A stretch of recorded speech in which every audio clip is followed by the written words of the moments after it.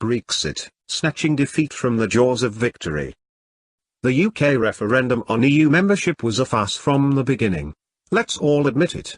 Reams of baseless propaganda and fear-mongering from both sides, culminating in a heavily polarized nation that doesn't even remember what it's arguing about.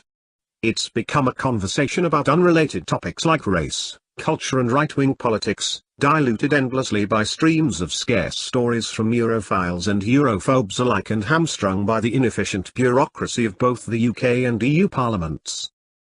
The issue at hand was always the EU, and our relationship to it. This relationship is best described as outdated, I feel. When the European Union was formed, Europe had just very narrowly escaped being conquered by an Austrian racist with a funny tash. There was a growing threat of communism to contend with, and the continent was, genuinely, on the edge of a knife. Peace was the motive behind the EU.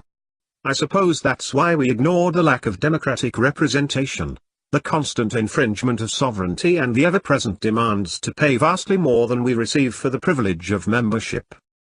The European Union is a joke, through and through. The euro, for example, is so economically stupid it makes me balk.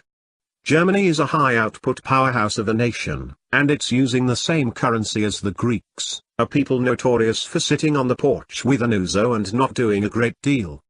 This causes some fairly obvious problems. Since Greece's trade output is lower, it requires a currency of lower value to that of Germany in order to attract more trade and bolster the economy. The problem is, the euro forces small countries like Greece to compete at the same price point as economic titans like Germany, since they're using the same currency. This idea of cheaper currency attracting more business and keeping the economy afloat is one the Chinese have been gaming for years. It isn't a made-up strategy, it's economics, and Greece's current state is not of its own doing. This situation would absolutely occur in the US too, if it weren't for the northern states effectively picking up the tab for the south. The European Union, as a mostly German enterprise from an investment standpoint, is understandably reluctant to have its biggest net contributors pay for the economic woes of poorer nations. So, Greece can rot for all they care. Then there's Hungary. Hungary, like a lot of places, has immigration laws to control who is able to enter through their borders. This is their sovereign prerogative. They are wholly within their rights to enforce such laws. The EU, however, disagreed, decreeing that Hungary either accept a number of undocumented refugees from the Middle East, counter to the immigration policy of Hungary, or have its representation in the EU Parliament stripped away. The Prime Minister Viktor Orbán stood defiant, and as such the EU voted near unanimously to punish Hungary. In real terms, removal of representation is unlikely since ally Poland would veto such a move, but the precedent that a country either relinquish its sovereignty to the EU or face punishment. I can't be on board with that. If the democratic will of a nation that voted for Orbán because of immigration worries is now seen as a punishable offense, how can we truly feel represented at all?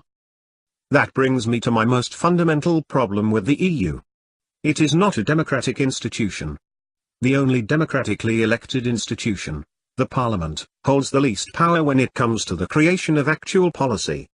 These duties fall with the European Commission and the European Council, both undemocratic institutions.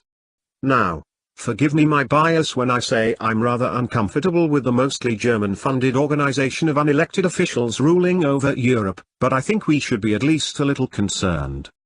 And evidently so do 52% of Britons. But they're all just old racist northerners who hate immigrants and worship Nigel Farage as a deity, right? There couldn't possibly be a reasonable person with a reasonable argument as to why the EU sucks, right? Wrong.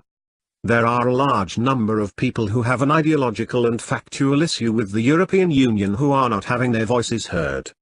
We get to see Farage make a tit of himself and hear Brexiteers call some sour-faced politician a Nazi, because that's easy to condemn and dismiss.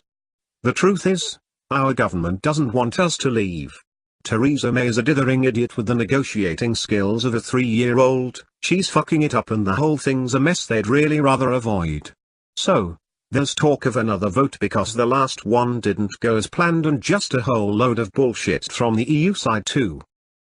We voted to leave years ago. It was a pretty simple concept, and yet we've taken the EU's fear bait and run ourselves ragged for no reason debating non-issues. The Northern Irish border isn't a fucking issue. It's just not. If you think it is, you're literally admitting the EU is fascist, because both sides have specifically said they have no plans to erect a hard border. The only party left to erect it would be the EU, and if that's what you think will happen, then the EU must be even scarier than I thought. You know, forcibly installing borders in places where neither side want them seems a little authoritarian. Regardless of this, we threw away our best chip on day one. That's the truth of it. Theresa told the EU she'd rather fire ping-pong balls out of her cunt like a Vietnamese circus act than leave without a deal, so they took the royal piss with their proposal. From that moment we've been on the back foot begging them to amend every unreasonable part of their deal, presenting them trash proposal after trash proposal for them to reject with glee. They're on top in this fight, and they really need to win. They need to win because of Hungary and Poland and France and Germany and Brussels and Italy and Spain, all rioting, electing right-wing leaders and expressing anti-EU sentiment.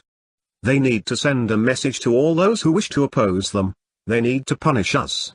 Theresa the appeaser played right into their hands every step of the way. We need to send a message to. We're the UK, and we aren't taking your shit. Here's our terms. Take them and read them while we establish trade links with the US, Canada, Australia, and Asia. If the EU doesn't like it, it can fuck off.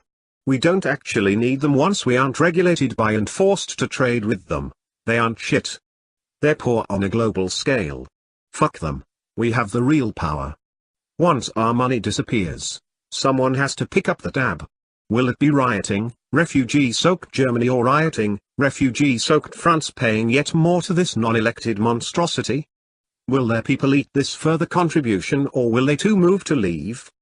These are our lines of attack on the EU, and yet we refuse to even utter them.